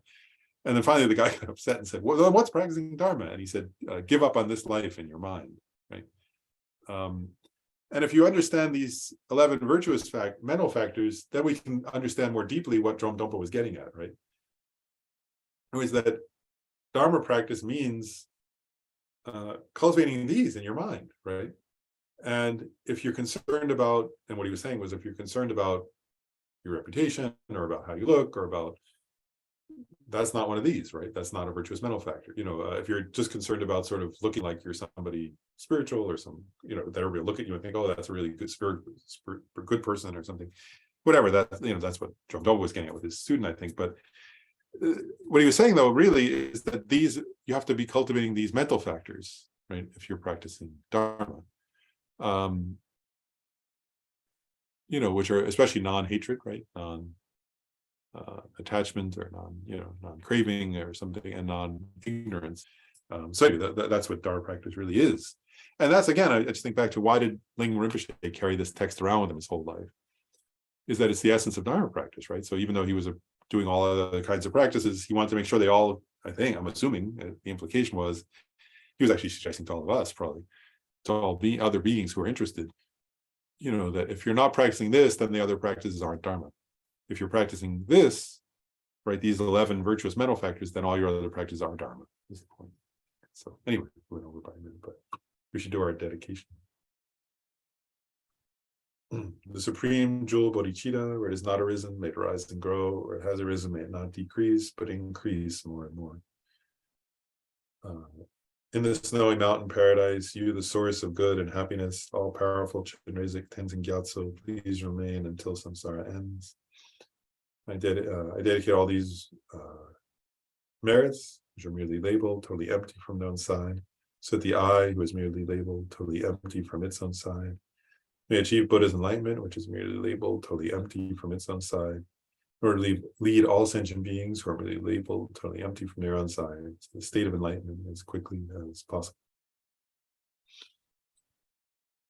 Thanks, everybody. And the dates for December are already up on the website, so we're good with that. And I guess sometime in December, we'll post the January ones, but I'll wait till December probably to do that. I think I'll know schedules better by then. So anyway, thanks, and have a good Thanksgiving. Thank you, Lauren. Thank you very much. Thank Appreciate you, it. Lauren. Thanks. Great to see everybody. Here. Thank you, Lauren. Sure. Thank you.